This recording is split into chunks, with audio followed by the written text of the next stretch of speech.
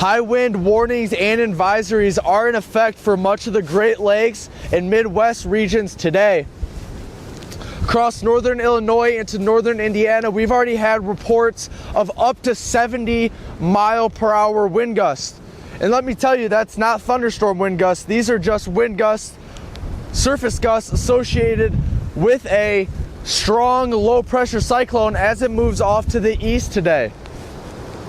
Expect wind gusts to vary from about 45 up to, like I said, 60, almost 70 miles per hour in spots as we continue out the day today, Friday. But man, these winds are just shredding out here where I am in southern Michigan. We've had wind gusts up to 50 miles per hour.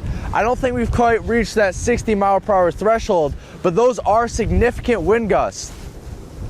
In fact, what's considered a severe wind gust with a thunderstorm is any wind gusts over 55 miles per hour.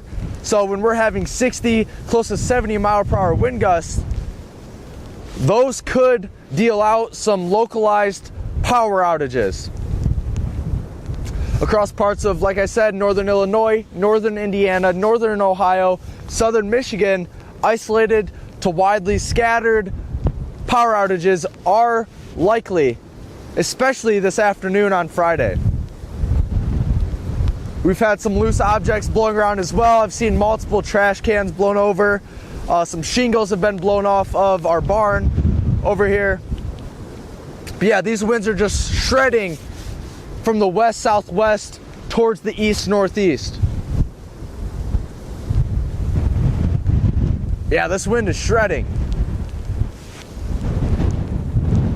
Got a rain shower off to our north here, as you can see in the background. I'm gonna go ahead and wrap things up before I get rained on here.